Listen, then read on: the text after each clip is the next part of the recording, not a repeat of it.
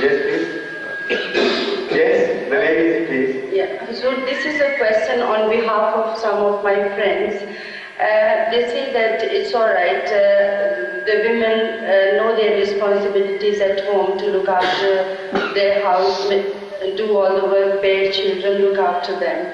But when their husband trusts them with all the responsibilities of the household work, but they don't trust him with financial matters.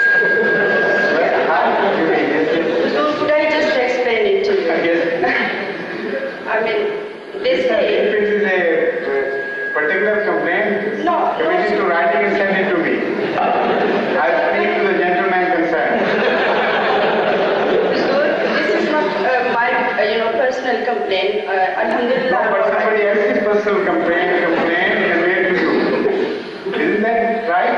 There are as you just mentioned, a lady who does not want to be mentioned, whose name is not to be revealed here, has asked you this question. Naturally, she couldn't have thought of it unless she must have had a bitter experience about it. So kindly tell her to write to me. And I'll try to convince the man not to be so cruel and stingy. No, so they say that they are not provided with any pocket money or the house keeping money. Yes. As is the usual practice. I know with the family of the promised Messiah as well. Yes. And with so many good Ahmadis, including my husband. But yes, you know your husband is here and listening to you.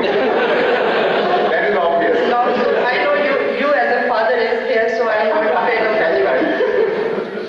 Please. The fact is that as you have yourself explained, you didn't ask a question for an answer. You already knew the answer. So that thing has been aired and said, and everybody knows that anybody who indulges in such behavior is wrong. And this should not be encouraged at all in Ahmadi man. As you have mentioned rightly, in our family, most often than not, the property of the husband and the property of the wife are just like one. There is no difference whatsoever. And nobody keeps count of who is taking money from whom and how much to give and how much not to give. Practically, when the wife needs something, it is the whole property of the husband belongs to her. And if she also has a property at the time of need, she offers it to the husband. And this is, in fact, the sunnah of Huzur Akram sallallahu alayhi wa sallam, first wife, Hazrat Khadija. When she got married to Huzur sallallahu alayhi wa sallam, she offered her entire property to Huzur sallallahu alayhi wa sallam. So he also behaved like that to her and to the following wives. Because it is never mentioned in any tradition that he kept anything for himself alone, as apart from the money he distributed to the wives. Although it was a very meager living, and Huzur Akram sallallahu alayhi wa sallam lived very meagerly along with his wife, but the point which I am making is this, that he never kept money to himself and gave little to the wives.